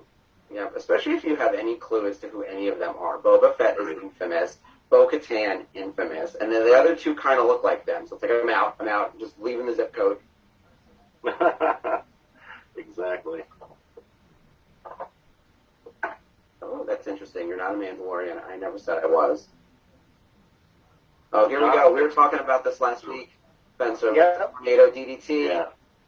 They had to have her do some crazy moves, which is why have a wrestler in the show and not have her, use her talent? I mean, how many times have The Rock been in a movie? You see? And he's going to body slam someone. Yeah, again. So the eyebrow. To Mercedes turned out being the new champions. I saw that. So Sasha Banks and Trinity, Naomi, they won the tag championship, which is very exciting because I think the two of them could do something with the tag titles. Like, I think I've mentioned this, where when I was a licensee at WWE, we were sort of told that the women's tag titles were going to be like your passport around WWE back when the brand split was really a thing, and you would get to go from Raw to SmackDown to NXT, and you would fight and defend or otherwise taunt other roster members who would then challenge you at various times, and it was going to be like a real operating passport. Oh, there's the move. Yeah. Boom. That was so well done. Oh, Double fire is so great. Like enough. If you didn't already leave the bar, you're gone now. They're both have the same move at that point. Fire. Burn it with fire. His armor looks really good, by the way. I know it was filthy in the prior episode, and now they've... I really love that. It looks good. Chipped up deco is so amazing. And this version seems kind of too slick and girl shy, as Spencer might say. Look at that. There you go. So you guys like the battle cam? Yeah, you sort of. Got that. Oh, yeah. That one, I have the reforged set back here. I love this, like, flat green, like, cleaned off. It's almost matte. Like that. Yeah, it's different. And the black underneath. So his black suit creates, like, a completely different look to the character. Totally different lines and everything, the way the armor blends in with what he's wearing. We did a Halloween costume for a new version of Fett that hit in Halloween 2021, based on the Mandalorian episode look, not the Book of Boba Fett, of course. And it was, we had to change, because usually, on a Halloween costume is like a single garment that's just printed different colors. All of our grays basically had to become black, was the big change. And even the helmet color, though, the green changed slightly because of the finish on the show. Being repainted, yeah. Okay, so they've kidnapped Dr. Pershing, which happened in the prior episode, the one we skipped. So in the episode we skipped, for everyone who's trying to catch up on like the plot of this season, Dr. Pershing, it's sort of understood that he's working in cloning, and the reason he wanted the child to begin with was that he had high levels of midichlorians in his blood, the M count, as they say it in the show, because he's a Force user, and he's obviously a really powerful one, probably just like Yoda, right? So they had extracted some blood from him. In the prior episode, Din went back to the planet and teamed up with Greef Karga and Cara Dune, and they were going to blow up the lab. What they thought was a base, and then it turns out it wasn't a military base. It was a lab, and it was clearly a cloning lab. So, like, the path to the sequel trilogy, 789, where we find out that Palpatine is cloned, cloning is happening.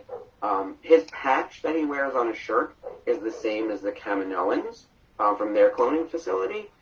We don't quite know how this ties into Palpatine, or if they're trying to just implant Force powers into someone like Gideon. There's all these ideas of where this might be headed. But in the process, they kidnap Omid Abtahi's character, Dr. Pershing, and they're headed to Gideon now. That was the end of the last episode where he's like, you have something I want, and you don't know how valuable it is to me. So they are off to find him. I love the return of that line when he does it back. About how doesn't know how much. Oh, it means so much. Yeah. He's really bonded to Grogu. He's become a dad. I mean, if you're able to get Big time. and if you're able to get a split screen, like photo, like 11 by 17, a picture of Gideon saying that line and having, obviously the hologram of Mando. One side have Giancarlo write it, and the other side have Pedro write it. That would be a cool. Oh yeah, good one right there. That would be. That'd absolutely be something that I would do. Because I will say that I do have the meme of Sebastian Stan morphed onto Luke Skywalker next to Mark Hamill, printed out on a 11 by 17 paper, in the likelihood that I see either one of them, because they both do. I mean, Sebastian Stan does cons as well, but to get them both to sign a deep fake would be awesome. That would be amusing. I know it's been a thing in the past that some signers won't sign things that aren't like licensed, even just images. Yeah, and hence the reason for official pics and Topps Authentics, like having official photos. It's tricky because there was a long gap where there wasn't a licensee, and in fact, I don't know if Official Pics is the licensee for photos right now, or if they're just covering Celebration, because that license has been abandoned since Star Wars Authentics went out of business at the end of 2020. We're now 2 years in. A lot of people have been asking that question because they want to, they love the fact that, like, when you had Authentics open, they could buy 8x10s, 11x14s before Celebration and get that, get what they want as opposed to what's going to be on the table page. I mean, Official Pics did announce that for the send-ins or, for the pickups, you could do 11x14 or 8x10s, but the table is only going to have 8x10s. That makes sense. We only had 8x10s at our tables, too. Mm. We thought that maybe there'd be an upside to, like, sell 11x17s or 11x14s, rather. But, like, that's such a process. I think this is a bad plan, by the way. I'm watching this go down, and, like, I forgot how inane it is. That they're like, we're under attack by Boba Fett, and they're going to dock on this station, like, and now Boba Fett is all vulnerable to all these TIE fighters, but then he just darts away. I mean, I guess they got in and it worked. It just sounds stupid to me. Like, this feels so risky. It's like, it's a big swing. It's a big, big swing. Wow. But they immediately start taking them down. Yeah, look, the four of them, like, It could be a bigger battalion, arriving in the hangar. Activate the Dark Troopers. If you're building a team, these ladies make the top of the list. Outside of any Force users, because you'd want to put, like, any Jedi, like an Obi-Wan near the top of your list. Like, that would be if they could get Sasha at Celebration. If you could do a photo op with the three of them, that would be pretty cool. People would lose their minds, without a doubt. Ming-Na Wen shows up. Ming-Na shows up. Yeah, I think Simon would do it. Sign seems super into it. I don't know if he lives in the United States. So it's unclear to me. Well, he's back for season 3. There is sightseeing. Pictures leaked of Axe Wolves on the set, so he's back. But if you want to get the three of them, that's a great trios one. Without Kara, who's set up for a lot of the Informer shows lately. She's doing a lot of the Fed Expos. Well, they have that shirt that's got Minya, Katie, and Giancarlo, their characters on it with the pin set that they just put out. Oh, yeah. If you could do those three as a photo op, that would be pretty cool. But they're all once they get Minya there, they got to announce her, officially. I'm sure she'll be there. I have a feeling. I hope so. I mean, she's such a great ambassador for Star Wars these days as well, that they'd be silly not to, especially she's all over her social media talking about when she's getting her Black Series figure or her Funko, how excited she is about that. Yeah, she's completely fangirling. Nerd posts, Yeah. Yeah, We need more of that too. And I got to tell you, when I was trying to build the guest list in 2019, we were trying to bring as many women as we could, and there weren't that many. Frankly, I mean, there's one from the classic trilogy, and then you get into the prequels, and there's a couple of Jedi who have almost no lines, and then you get to Mandalorian, and you get into animation, and it gets a lot better, and then we finally got to Mandalorian, but we couldn't use any of them. Now you've got, I mean, Katie's back, who we had, Ming-Na Wen, like you said, is a great ambassador. Mercedes would be incredible if she were to come as well. And you have other women from throughout the 2 seasons. You got Emily, who they announced. So already, I was going to say, like, this looks like a good split the more I'm looking at it. Because right now, women-wise, they've announced Orly Chazan, Katie Sakhoff, Emily Swallow, Amy Allen, and Michelle Ang. So out of the 20, they're probably a third women, which is as good as you're going to get with Star Wars, where 80% of the cast is male. Yeah, and Emily completely kayfabed me when I saw her a couple of weeks ago in Florida. Said, "Yeah, I don't think I'm doing Celebration. I think I do a show." And I'm like, But here's the funny thing is, she didn't know that Celebration 2020 got canceled until she was on our watch along. Yeah. And she was on our show, and we told her, she's like, my agent has not even told me that yet. So we're like, she was on my list to bring. I mean, we got her to sign private for us before I was on furlough, etc. So she was on the list to bring, without a doubt. I mean, people were dying to find out who this mysterious woman was. And she's great in person. We talked about this at Rhode Island Comic Con. I was like, I love her. She was great. Lauren Marie Kim was great. I hope they had Lauren as well to celebrate. Yeah, that would be killer. Add Simon, add Chris Bartlett. See, there are all these supporting characters from Mando, and you only need them for a day or two. Like that. Chris will be there. I don't doubt that. I don't doubt Misty will be there because Misty's going to be back. Misty's going to be back for season 3 because she leaked a picture of the season 3 T-shirt on her Insta. So I was like, okay, maybe it's Return of Frog Lady. I don't know. Or any other creature actor. Why she not? was great as Quill. I thought she was terrific. Yeah, and she's just a sweetheart. And she's a big friend of the group as well. But I think like Misty, Chris Bartlett, they're all. I think those are like regulars. When I spoke to Chris at Rhode Island, who was supposed to be at our event in 2020, he's like, I don't know what's going to happen, for this year. I'm like, Chris, you're on the floor. Like, why are we even talking about this right now? I'm like, you don't have to tell me this. I know you're going to be on the floor. You're like the ringleader for anybody Mandalorian, at cons. Like, it makes sense. Sorry. I know. I hope he's there. I think he will be. This fight with the Dark Troopers, man, like, it is brutal, and it takes so much effort to take one of them down. Like, if there were an army of these out in the wild, like, Gideon can have whatever he wants. Like, truly. You mean the Rock'em Sock'em robots? Yeah, you get serious Rock'em Sock'em robot vibes from them.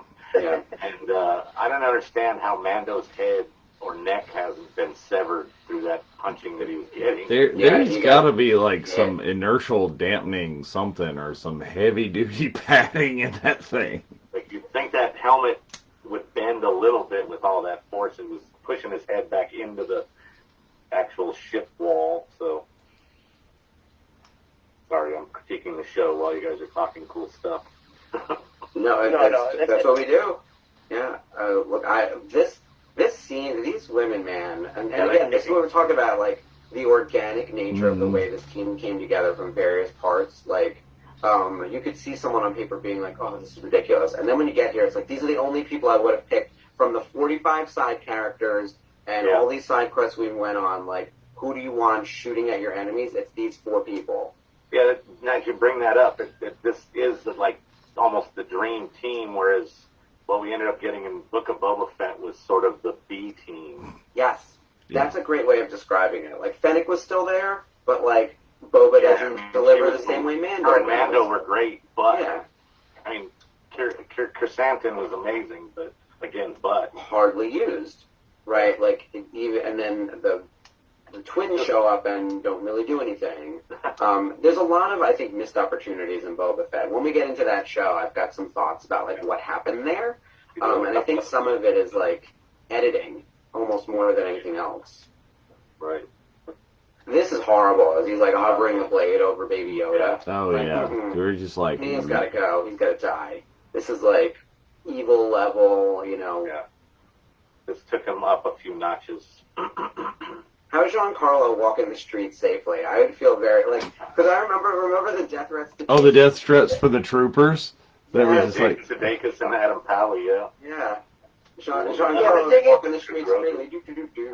I don't think he would get it because people would think that he's Gus more so than Moff Gideon. I think that he's gonna have a box cutter and shank somebody. So Or Just some saying. crazy thugs flanking him or something. Or he'll just give you some delicious chicken. I love the glowy cuffs. They're so cool. And the glowy blade.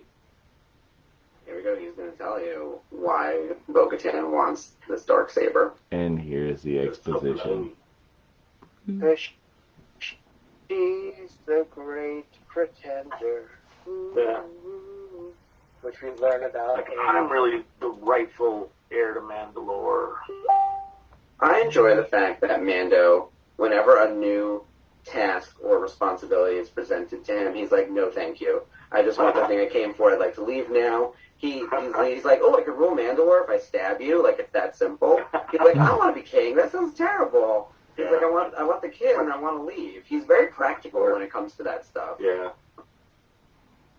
Bring order back to the galaxy. Well, that's something Vader would say, or the Emperor. Right. Well, didn't Anakin say that in episode 3? I believe that But- he did. Peace and prosperity back to my new empire. Your new empire. There you You got that tag from John if someone wants to advertise go. I did. the VCM. I'm on that. Do you want to jump on that later on? I will if the internets don't, explode. Load. Yes.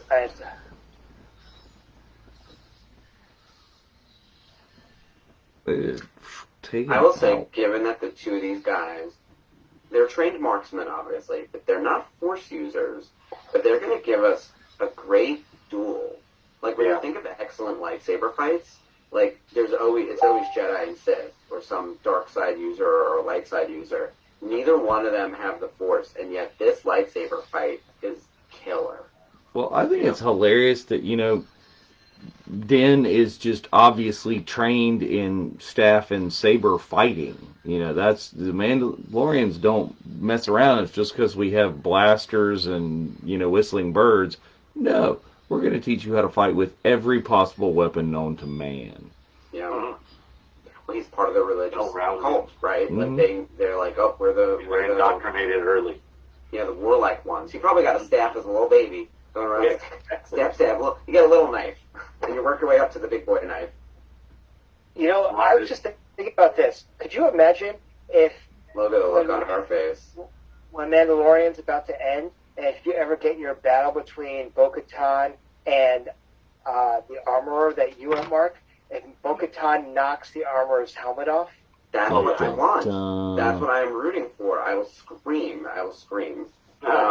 It is my dream to have Bo-Katan fight the armorer, knock off her helmet, take her down a peg, but then they see eye to eye and they team up and win because as Bo-Katan has said, we are stronger together as Mandalorians, all the different types. And then we're going to do the exact same thing with Ahsoka and Barasafi. They're going to fight and they're going to talk it out like sisters and then they're going to maybe kill Thrawn. I don't know. There's a lot of that. Like, I've got the same plot for a few different streams of content. Bo-Katan stands over the armorer's helmet's off, almost like when Finn smashed the helmet of Jedi's the rebels scum.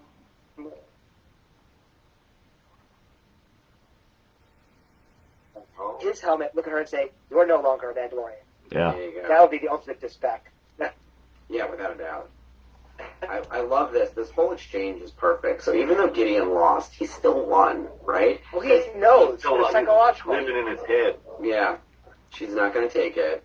See, there's too many like little weirdnesses this way. She won't even like hold the Darksaber and like accept and explain it to him, whereas he just hands the thing over to the armor and she's like, "Oh, look, this is what it." Yeah. Yeah. Uh-oh. I get it. I mean, she had the thing once. It was handed to her by Sabine, which Yeah. made it sort of not rightfully hers. I'm sure she defended many. Like, we saw her in action with it. Like, she certainly used it effectively. We still don't know how Gideon got it and if it was gotten in any type of one-on-one combat. I don't think it was. I think it was ill-gotten, Right. and probably still hers. She probably has the most rightful claim, other than Din now, to the blade. Yeah, I'm curious to see where this goes next, because this is the big question, right? Like, we know how this episode ends. Like, we know who's showing up now. We know where the baby is headed. We also see Din and Grogu in Book of Boba Fett, so we'll follow up with them. But we don't know really where Bo-Katan is going to go after this, or what's seething in the back of her head that she was like this close to getting the Darksaber and now she doesn't have it. Will she then decide, okay, Din Djarin is going to be our new ruler, and I'm going to team up with him and we're going to figure out how to coordinate and take back Mandalore, or am I going to find a way to get it back somehow? Like, what's her angle? Because it's her goal to bring back Mandalore, or is her goal to rule Mandalore? Mm. Right. Yeah, it could be very different, the motives. Yeah. She may tell everyone else, she's like, I want Mandalore back for all of us, but only if I'm in charge. Like, there's a little, like, asterisk and fine print to that. Yeah. This is, oh man, I love Dark Troopers. Yeah, as I wonder if how Gideon acquired the Darksaber was through the use of all these Dark Troopers, you know? Did he just completely invade wherever Bo's hiding out and just kill everybody when she's not there and it's like sitting on a shelf somewhere or something? Right. There's any number, anyone could have taken it and then just surrendered it to Gideon because he's in charge. Like, a Dark Trooper could have taken it, a regular Stormtrooper, anyone could have, they could have used the live-action version of the Duchess weapon that we saw in Rebels. Like, I think a lot of that tech still exists somewhere, because once they build it, there's got to be backup copies of, like, all the things that the Empire's building. Yeah. Mm-hmm. So this seems like a hopeless moment if we didn't already see this episode and know what's happening next, right? Because Din could only barely survive one Dark Trooper, and now there's like barely. Yeah, and like, we've seen how great these ladies are at like tearing apart everyone else in their path, but like these robots seem pretty unstoppable. Methodical with it, just going at the doors like that. Yeah. I would kill Gideon, by the way. I wouldn't let him sit there. Like, I don't know how this letting people live thing is like not for me. Like, I have no you're the bad guy. We're gonna slice your head off. As he continues to talk madness to them. It's like, let's just stop you. Don't taunt me. Less thing to think about.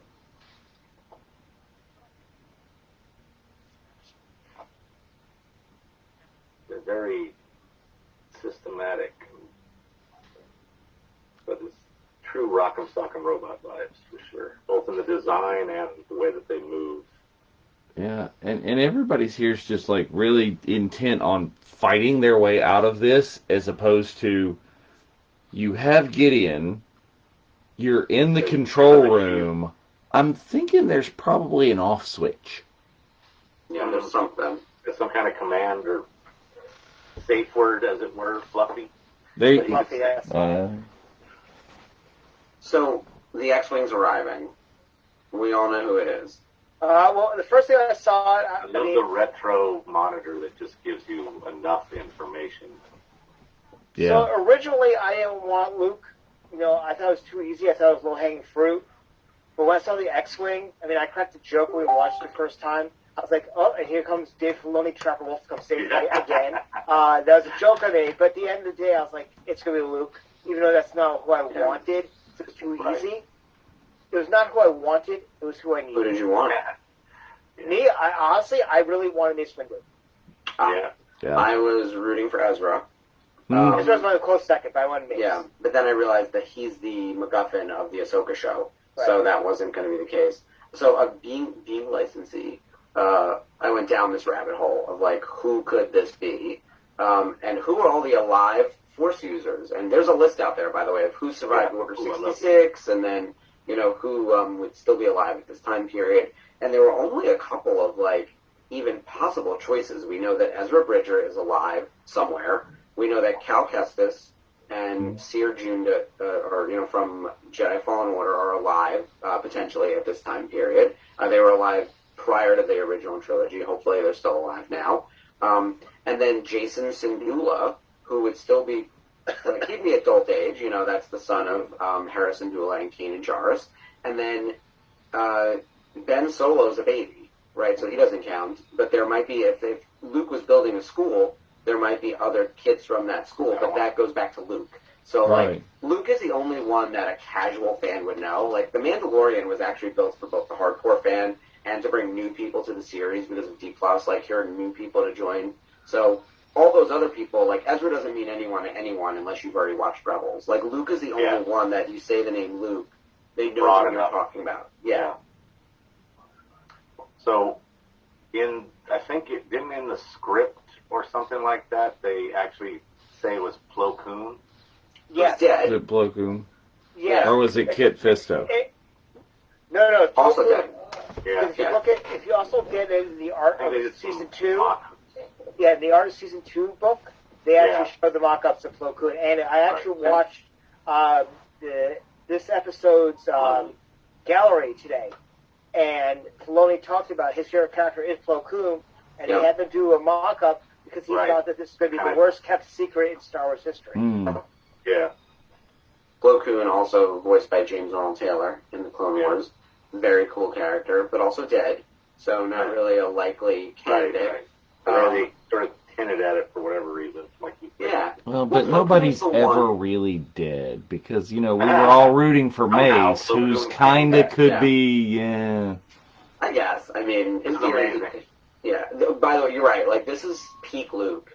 And so going back to what you were saying earlier about Boba Fett and him not delivering on action like this, we were given the Vader hallway scene. We're given the Luke Skywalker in the black outfit twirling around killing all the Dark Troopers. We didn't really see a lot of that in Boba Fett. It was much more strategic. It was much more, I guess, him learning a different skill set than being a bounty hunter. And it was very cerebral, the show, and also just really weird. And I think subverted expectations, but in a way that people weren't cool with. So you didn't I think they just wanted this. They want him walking into hallways and shooting up people the way those 4 women just did throughout the whole episode. They wanted that, throughout the. We got that one scene where he went to get the speeder bike gang. Well, he did it twice, but the first time, and did his thing in the bar, which was great. And the way he just went in, did his thing, moved on, got his drink and left. It was amazing. But there needed to be more and bigger things like that.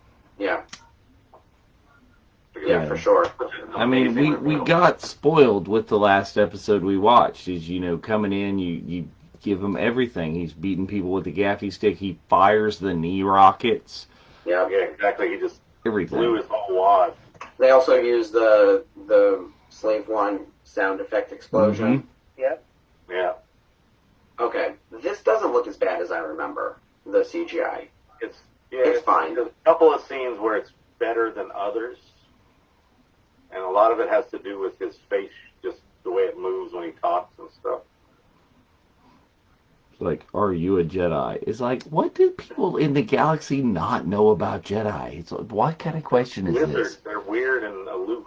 Well, if you think about this, I mean, look at Gideon right there. He tries to commit Harry Carey because he knows that it's Luke Skywalker first and foremost. Yeah. The last time when Luke Skywalker went up against anybody from the Empire, the Emperor was dead, and he was seen carrying Vader. So he's got a rep. But here's the thing that I keep on talking about is like you said, this is prime Luke. This is Luke drinking his own Kool-Aid at this particular time. Because you look at him, he's coming off of Jeddah. Yeah. Now, the last time we saw Luke in anything in the saga, he was old man Hermit, there. So you see Luke at the lowest of lows. Now you get to see Luke at the highest of highs, and what they're pretty much showing is how Luke fell from grace. Do the magic hand thing. Yeah. Yeah. And I mean, they're kind of paralleling Luke, where they were with Jedi and everything is, well, technically they went backwards and they paralleled Anakin and, they're dressing all in black and wearing the hood and with what Luke is going to. Is, he's not the Jedi. Okay, this scene, I can't talk through this. It's like... Yeah, this is heartbreaking. They ran the gamut with things, with when they got to this scene with the motions and, they've done all the action and amazing other types of sequences, and then this one just, rips your heart out. I remember the discourse around this, too, being like, how could they take Baby Yoda out of the show? What's the show going to be about? Yeah, people were hurting. I was like, do you think they're not going to bring Baby Yoda back? Yeah, the biggest piece of merchandise Disney has had in probably a decade. He's coming back. And he's back before the show even gets...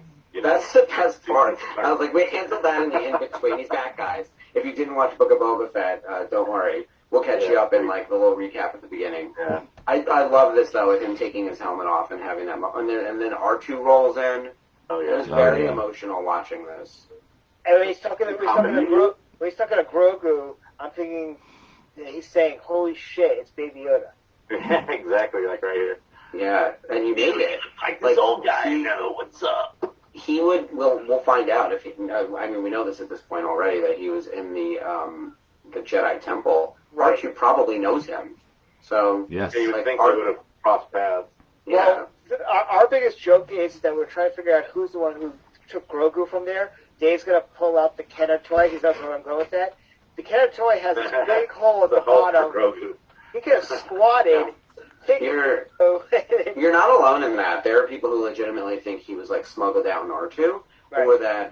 Look, it could be anyone. Anyone could have put him in a purse. He's very small. Yeah, he's very. So, I think they will eventually tell us. I think as they develop what needs to happen, we needed to get him out of there. We know that. Someone now needs to land the plane on who it was and why that person is chosen to be the one. I think the librarian, Jocasta Nu, is an obvious choice for that one. Oh, yeah. But she's dead now, so there's no next step to that. Whereas right. if it's someone who also survived, you could maybe go find them at a later date or something. Yeah, that would be cool. This is still so heartbreaking. I can't believe we're even talking over it. It's just some of the best parts of the whole saga. Yeah, exactly. So I For think Halloween, that last shot of Luke close up was probably one of the ones that people were more displeased with because he was very stiff looking. Yeah. But overall, I thought they did a great job. And, they stepped it up a bit. Although his hair still looked kind of weird to me in Book of Boba Fett. It's hair and eyes. Those are always the two. I always have an issue with the upper lip. Anyways, amazing episode. yes. Amazing season. Yep. Very satisfying conclusion to the season, and leave you on a little bit of a cliffhanger. And now the Darksaber's in the hands of Mando. For us, that's the most important thing. It's what happens next? He is the Mandalore. He is. He really is. And Bo-Katan looked pissed. She looked real pressed. She was very pressed when he walked in. You could see it on her face. She was like, if there weren't witnesses here, I would shoot him. I just think that's great, and it's just that look is kind of a hallmark of Katie Sakhoff characters. It's all of them. Yeah. It's pissed off Starbuck. It's pissed off what's her face from Longmire? I can't think of it right now, but yeah. She gives good angry face. Yeah.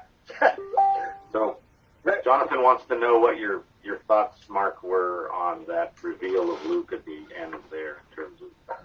Yeah, I think it's the right one. If you're going to pick a living Force user to train Grogu and someone that this audience is going to immediately react to and get the pop, Luke is the right choice.